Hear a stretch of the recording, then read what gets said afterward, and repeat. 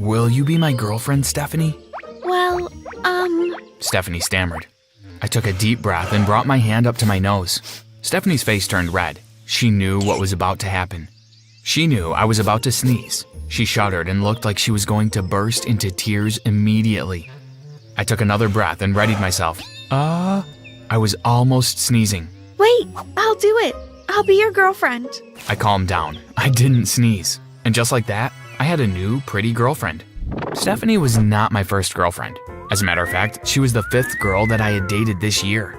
I got them to agree to be my girlfriends the same way I got them to agree to leave me whenever I wanted a new girlfriend. The last girl I dated was Amanda, and I broke up with her just yesterday when I decided that Stephanie was going to be my new girlfriend. Amanda, it's over between us. Wait, why? Did I do something wrong? Why do you want to break up with me? You did nothing wrong, Amanda. I'm just tired of you. But we were just getting to know each other. Amanda screamed.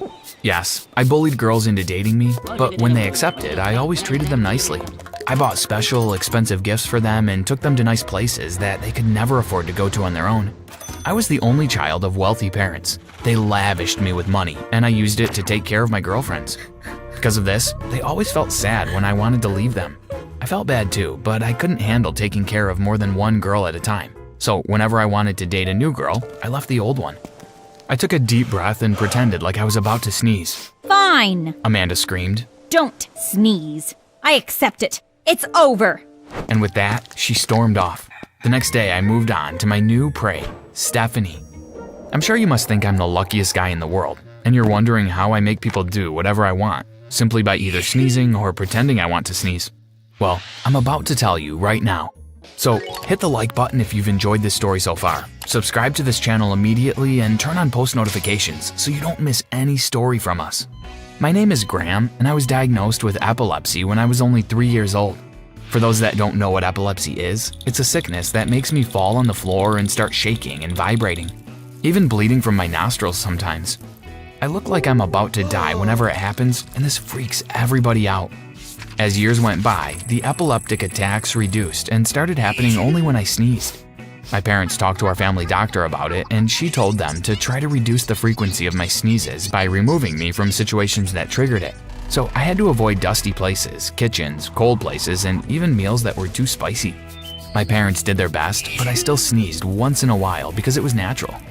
Whenever this happened, an emergency injection would be stabbed right into my heart, and my mom would cry since she didn't know if I was going to survive. My parents could never get pregnant again after having me. I was the only one who could continue the family name and business, so they raised me like an egg. Whenever I felt like I was about to sneeze, my parents ran around like mad people doing everything possible to ensure I didn't sneeze. I got whatever I asked for, no matter how selfish or ridiculous it seemed. After noticing this, I started asking for more stuff. I asked for a car, a personal driver, bodyguards, all the latest Apple products, and so many other expensive things that working class adults couldn't afford. My parents gave me everything, as long as I promised to try not to sneeze. This made me feel powerful. My pride rose to an unreasonable level, and one day I realized I could make everyone do my bidding, just like my parents. I decided to test this theory in class the next day. When Mr. Speaks, my English teacher, told me to come to the front of the class and read out my badly written English essay, I said no. He insisted and told me that he was going to give me detention if I refused. I took a deep breath and put my hands above my nose, getting ready to sneeze. At this time, nobody in the school knew about my condition apart from my principal, so they all stared at me wondering why I was trying to sneeze. Achoo! I sneezed with all the power I had in me. My powerful sneeze triggered my epileptic attack, and with a heavy thud, I landed on the floor. My classmates jumped up from their desks. Mr. Speaks went, What? He couldn't believe what had just happened. Did Graham really just trigger an epileptic episode? Does he want to kill himself? He asked, amazed. Nobody answered him because they were all running around me, trying whatever they could to help bring me back. The nurse was called, so she stabbed something into my heart, and I was well again. Everyone hugged me and told me they were glad I was back. They all looked so worried. I smiled mischievously because I knew that I had cracked the code. I knew the trick to ruling the whole school now. I knew it. I was a king. This was when I blew it out of proportion. I was wealthy and obsessed with power, so I acted accordingly. I became a brat and the school bully. I forced everyone to do whatever I wanted. teachers and students alike. I forced girls to date me, changing them up as I deemed fit. On the off chance that someone disobeyed my order, which was usually very rare, I would forcefully sneeze. My sneezes were mostly fake these days. As a result, they didn't always trigger the epileptic response I desired. Whenever this happened, I would simply fake it, giving the little kids around me a lifetime scare. One day, I was hanging out in the school park with my latest girlfriend, Stephanie. She was telling me how happy she was about the iPhone 13 I gave her as a birthday gift, and how she had been able to make money on Instagram because of the high-quality pictures she'd been posting lately. When Mark, the info giver, called me to the side and gave me some news. We called him Mark, the info giver, because he always knew the latest thing about what was happening in school. I don't know how he did it, but he was the first person to know about whatever went down in school. Sometimes even before the school authorities. Mark didn't give his information for free, though. He always gave it in exchange for money, but he was scared of me, so he never asked me for money unless I volunteered to give him some. I was so stunned by what Mark told me this time that I didn't volunteer any cash. He looked sad, but I couldn't care less. "You can leave now," I told him. Mark scrambled off. Thank you. He mumbled as he ran off. What is it, honey? Stephanie asked. I ignored her and walked towards the principal's office. I was fuming. Mark told me that my parents were invited by the principal, and they were in her office at that very moment talking about me. I got to the principal's office and opened the door slightly, but nobody noticed my presence. I heard their voices, and Mark was right. I can't believe this. My father bellowed. Why will he behave this way? What have we done wrong? We have given him everything he's ever wanted. Why? I'm sorry, sir, but we are considering expelling your son. Students have been complaining that he is making their lives a living hell. Parents have threatened to withdraw their kids from our school because of him. My mother started shedding tears. I can't believe this. She cried. Don't expel him, please. Give us some time. My dad begged. What do you plan to do? My principal asked. Well, we will ignore him the next time he tries to sneeze. And even when he actually sneezes, we will still pay him no heed. My dad replied. When he realizes that his tactics are no longer working, he will be forced to change his ways. I suggest that you guys do the same thing here. My principal pondered. Are you sure this is a good idea? If we start ignoring him, how will he know when he has a real attack? My dear mom asked. I don't think Graham has had an attack that wasn't self-induced in years. My principal interjected. At this point, I couldn't take it anymore. I couldn't believe that these people, my own parents, were plotting against me, planning to ignore their own son. I stormed into my principal's office and screamed, "You guys are all evil! You neither love nor care about me. I have always suspected this. You all hate me, don't you?" No, Graham. That's not true. My mom pleaded. But I wasn't going to listen to her. I wasn't going to listen to any of them anymore. I started running away from the office, but as I ran, it felt like an invisible force went around my leg and pulled me to the floor. I landed with a thud. My chest contracted and I couldn't breathe anymore. My eyes went up my skull and my hands and feet started pointing in the wrong directions. As I started convulsing, I realized that I really hadn't had a real epileptic attack in years, so I had forgotten just how terrible and painful it really felt. Tears left my eyes as I figured out just how stupid I had been, playing with something that was life or death.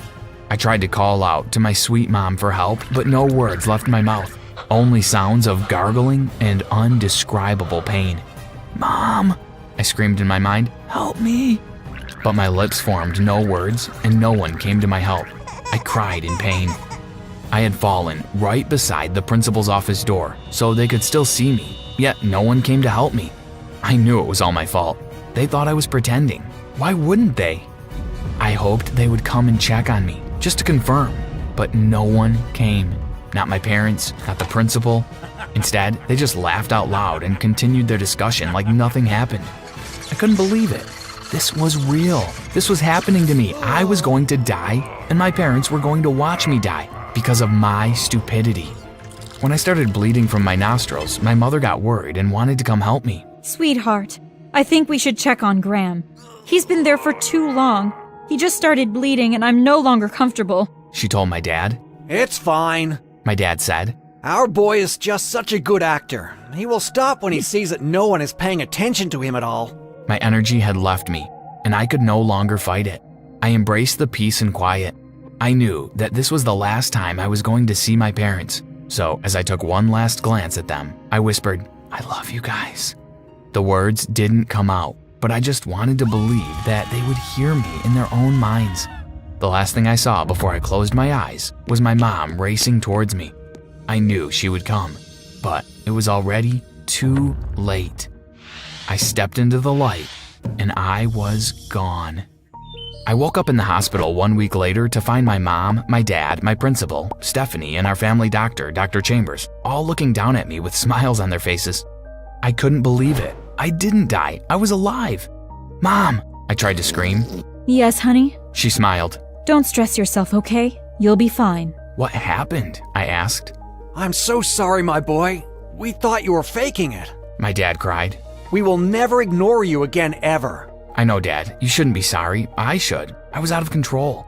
I never knew how my actions were affecting others. I just wanted to have everything I wanted, and I did it through bullying instead of hard work. I'm very sorry, and I'll never go back to my old ways. Please, forgive me," I begged.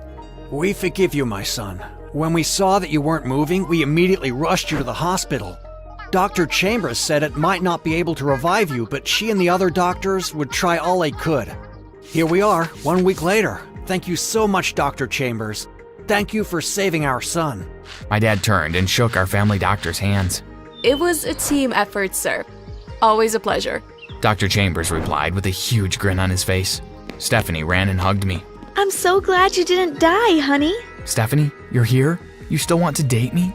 But I've been so bad." Of course I want to date you. Even though you were a bully, you always cared. You took care of all your girlfriends properly and you gave them whatever they needed, even when it was to your own detriment. I was going to leave our school because of you before, but after hearing that you almost died, I realized that I actually do love you. I believe that you have really changed after this near-death experience, and I'm willing to give you a chance to prove yourself. Wow, Stephanie, I love you too. After this experience, I changed for the good.